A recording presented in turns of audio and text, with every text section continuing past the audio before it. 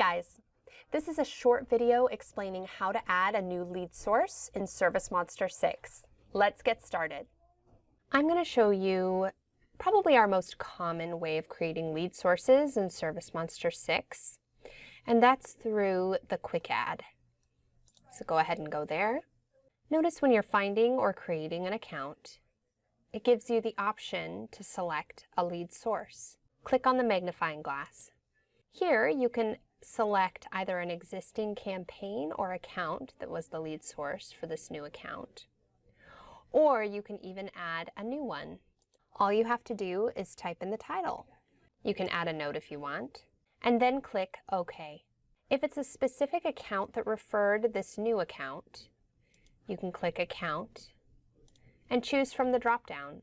Once again, click OK. I'm going to show you one more way to create a new lead source in ServiceMonster 6. Go to Marketing in the Navigator and click on Campaigns.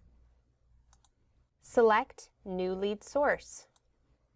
And here's where we create. Make sure it's set to Active. Go ahead and give the campaign a name and also give it a marketing category from the drop-down. If you want to further categorize it, you can choose a group and a subgroup, but those are optional. Add a description if desired. Checking this public box simply means, if you're using ServiceMonster Web Forms, that you would like your website's visitors to select this on their form. Once you're all done, click Save.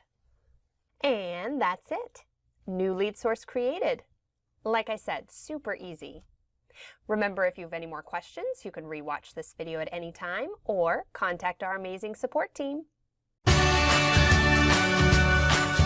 For more online training, please visit our website at www.servicemonster.net/help. We are here to help you.